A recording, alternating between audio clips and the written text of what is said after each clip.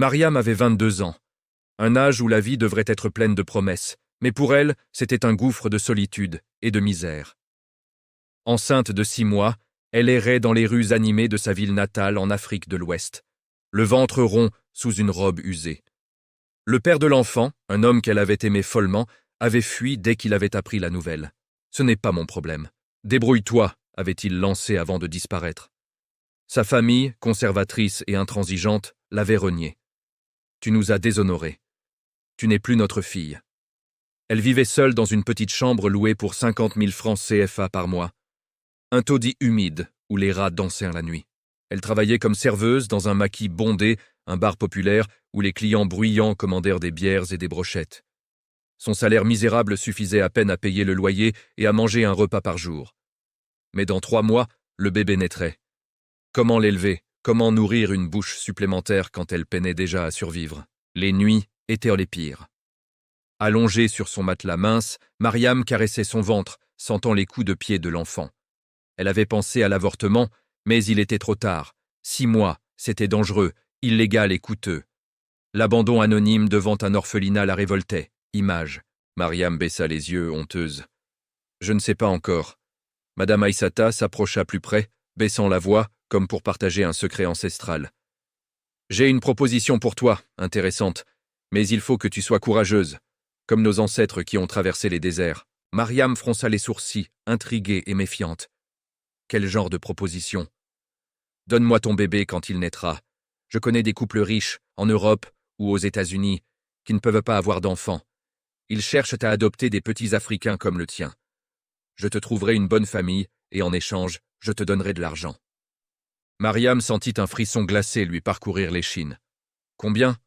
5 millions de francs CFA. » Le cœur de Mariam bondit. 5 millions. Une fortune inimaginable.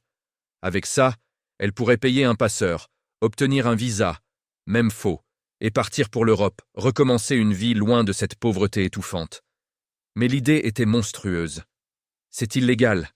Vendre un bébé. Madame Aïssata secoua la tête, un sourire calculateur aux lèvres. Pas vendre, adopter avec une compensation financière pour toi. C'est différent. Et le bébé sera bien traité, mieux que bien. Il aura une famille aimante, riche, éduquée.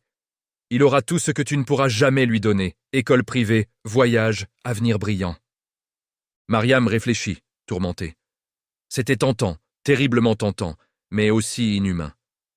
Donner son propre enfant pour de l'argent? Comme une marchandise sur un marché de Bamako? Je ne sais pas. Pense-y, ma fille. Tu as 3 mois. Si tu acceptes, contacte-moi. La femme lui glissa une carte. Madame Aïssata, agence d'adoption internationale. Les semaines passèrent comme un tourbillon de doutes. Mariam observait les autres mères dans les rues, portant leur bébé sur le dos, affamées, malades, mendiant sous le soleil brûlant. « Est-ce que je veux ça pour mon enfant? Une vie de souffrance éternelle ?» se demandait-elle. Elle pensait aussi à elle-même. À 22 ans, sa vie n'était pas finie. Elle pouvait partir, traverser la Méditerranée comme tant d'autres jeunes Africains, trouver un travail, se marier plus tard, avoir d'autres enfants dans de meilleures conditions. Finalement, 2 semaines avant l'accouchement, les contractions commençant à se faire sentir, elle appela Madame Aïssata. « J'accepte. Je vous donne le bébé. » L'accouchement eut lieu dans une clinique privée, payée par l'agence. Tout était organisé, discret, comme un rituel secret. Mariam donna naissance à une petite fille, belle, à la peau sombre et lisse, avec des yeux noirs hérités de sa mère, pleurant fort comme pour protester contre le monde. La sage-femme, une femme noire aux dreadlocks tressés, la lui tendit pour quelques minutes. « Vous voulez la tenir ?» Mariam la prit dans ses bras, regarda ce petit visage innocent, ce petit être qu'elle avait porté 9 mois, sorti de son corps sous la douleur et les cris. Une vague puissante l'envahit, l'amour maternel, instinctif, primal, comme les liens ancestraux des femmes africaines. « Non, je ne peux pas. Je ne peux pas te donner, » murmura-t-elle, les larmes coulant sur ses joues. Mais Madame Aïssata entra, professionnelle, implacable. « C'est l'heure. On doit y aller. »« Non, j'ai changé d'avis. Je garde mon bébé !» s'écria Mariam, serrant l'enfant contre elle. « Mariam, pense à ton avenir et au sien.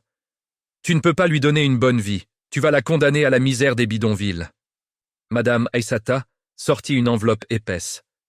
5 millions, comme convenu. Prends-les. Commence une nouvelle vie. Ta fille en aura une aussi, meilleure. Elle posa l'enveloppe sur la table de chevet. Mariam la regarda, hypnotisée. 5 millions, sa liberté, son passeport vers un ailleurs. Puis elle baissa les yeux sur le bébé qui la fixait, innocent, confiant. « Pardonne-moi, ma petite. Pardonne-moi, » murmura-t-elle en wolof, sa langue maternelle. Elle tendit l'enfant à Madame Aissata, qui le prit rapidement, comme une transaction achevée. « Comment elle s'appelle ? » ?»« Je ne lui ai pas donné de nom, c'est à sa nouvelle famille de le faire. » Sage décision. Madame Aissata partit avec le bébé, laissant Mariam seule avec l'enveloppe et un vide immense dans la poitrine, comme si on lui avait arraché une partie de son âme. Elle pleura toute la nuit, se demandant si elle avait fait le bon choix. Le lendemain, elle prit l'argent, contacta un passeur connu dans les milieux clandestins, obtint un faux visa pour la France. Elle partit sans laisser de traces, sans adresse, sans contact. Elle voulait disparaître, oublier, comme si le Sahara pouvait engloutir ses regrets. Elle arriva à Paris, une ville froide et impersonnelle, recommença de zéro. Petit job de nettoyage, économie âpre. 5 ans plus tard, elle rencontra Amadou, un Malien immigré comme elle, un homme bon à la peau noire luisante, aux épaules larges d'un ouvrier du bâtiment. Elle lui raconta une version édulcorée. « J'ai eu un enfant jeune. Je l'ai donné en adoption. Je ne sais pas où elle est. » Amadou ne jugea pas. Le passé, c'est le passé. On construit ensemble maintenant. Ils se marièrent, eurent 2 enfants, Youssouf, un garçon espiègle, et Aminata, une fille vive aux tresses africaines. Une belle famille noire, unie dans l'exil. Mariam essayait d'être une bonne mère, présente, aimante, peut-être pour compenser, pour expier. Mais elle n'oubliait pas. Chaque anniversaire, elle pensava à sa première fille. Elle a 5 ans aujourd'hui.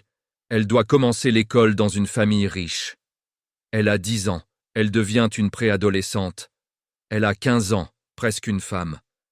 Elle se demandait à quoi elle ressemblait, si elle était heureuse, si elle savait pour la vente, si elle la haïssait. 20 ans passèrent ainsi, dans ce secret étouffant. Abonne-toi pour la suite.